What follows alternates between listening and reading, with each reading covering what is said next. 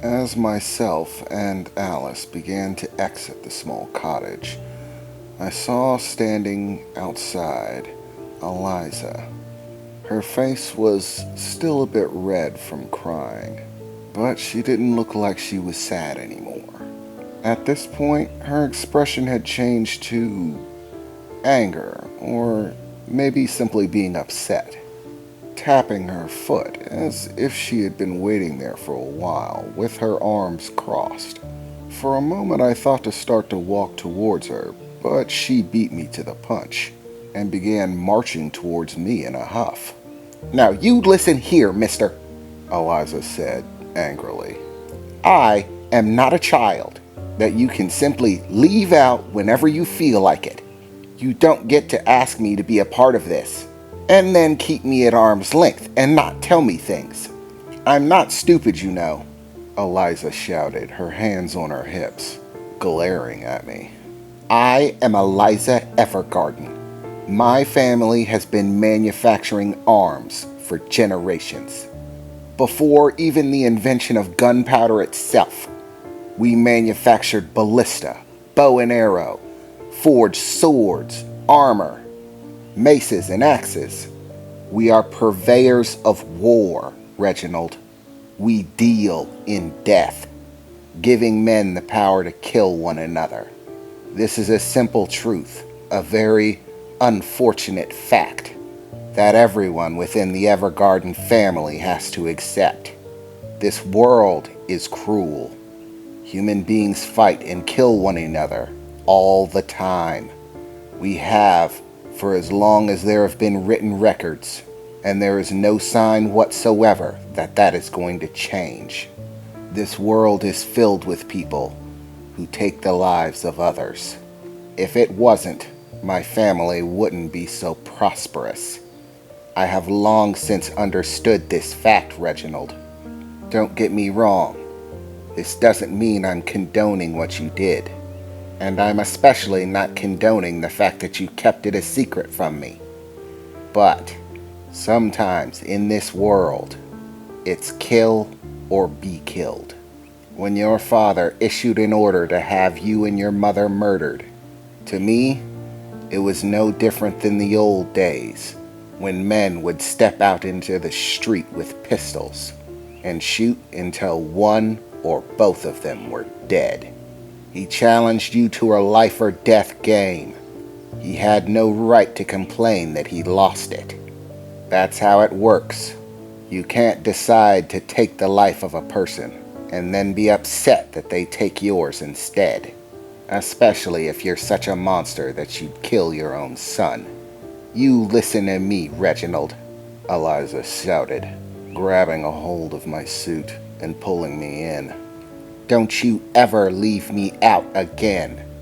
I may be nice, but I am an Evergarden.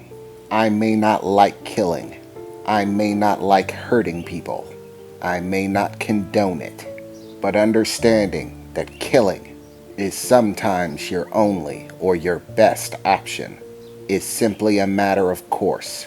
The Evergarden family deals in death.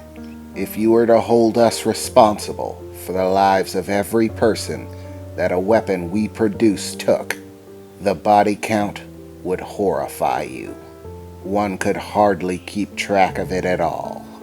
I'm nice because I want to be. I smile because I want to be happy. I try to bring joy to those that I'm around because I want them to be joyful as I am. But this doesn't mean I'm a child who needs to be coddled, protected from the truth, shielded from it as if they couldn't possibly handle it. Even what we're doing right now, Regiment. Do you truly believe that the research that I'm doing will only have positive effects on the world? That there isn't the slightest possibility that what I'll create will be a weapon that takes the lives of others, or that some part of the process I use to create it will be used in that way? No, to believe that is stupidity itself.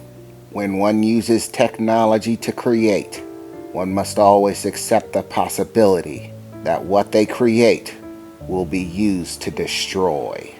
Most people get to live their entire lives uncertain of whether their actions will cause the death of others. This is not a luxury that those in the Evergarden family have.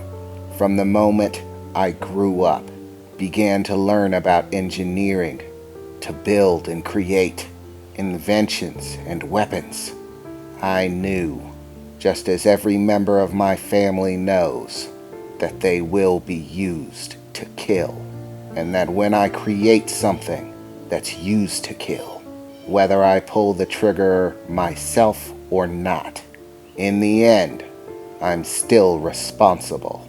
That death is still, in part, mine. The Evergarden family has become very comfortable with having blood on our hands, Reginald, Eliza said, finally beginning to release her hold on my jacket, turning around and beginning to face the carriage. Don't you forget that, Reginald. I may be nice. I may not want to hurt others. I may be kind. But I, of all people, know that when push comes to shove, one should always prioritize their own life and do what it takes to sustain it, Eliza said, marching off towards the carriage, hopping in and slamming the door behind her. Well, that didn't exactly go the way I thought it would. I was actually hoping that Eliza would feel better, but truthfully, she's taking it much better than I initially assumed she would. Perhaps she is right. Perhaps I was assuming that she'd be more delicate about it than she actually is. I simply never assumed that someone as nice as Eliza would ever have such a realistic outlook on life and death. But as she said, she is an Evergarden, and Evergardens sell death by the caseload. The truth is, I never really thought about it, whether they carried weight from what they produced, or thought about the lives that are taken because they make those weapons. Once again, Eliza proving she's smarter than I am. She had already thought about it in spades, every detail. For a moment, I feel ashamed of myself for assuming that Eliza would be the weakest of us, that she wouldn't be able to handle it. Damn it.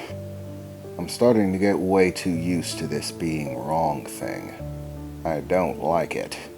But in this case, I'm actually happy that I was. So, after a bit more talking with Sylvia and helping load up all of the goods that we had acquired from her, we began the trip home. As the carriage ride began, Eliza was, let's call it, temperamental, and simply refused to speak to me for the time being. I think she just wanted to say her piece before, simply looking angry and staring out of the window. Alice was, of course, happy with her new voodoo doll in hand. According to Sylvia, it required a sample of hair from the person that they wanted to attach the doll to, so to speak, and make the magic of the doll take effect. But Alice didn't seem to care about the technicalities. She was quite happy with her new voodoo doll, and with the goods that we had managed to acquire from Sylvia, we could begin research again. Having a lull in productivity wasn't good. We needed to put a rush on this. It's important that me and Alice are able to get back to our training, and that Eliza can get back to tinkering in the lab.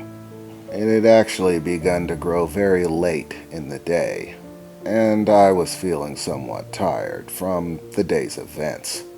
The rocky road that we needed to travel down wasn't making it easier.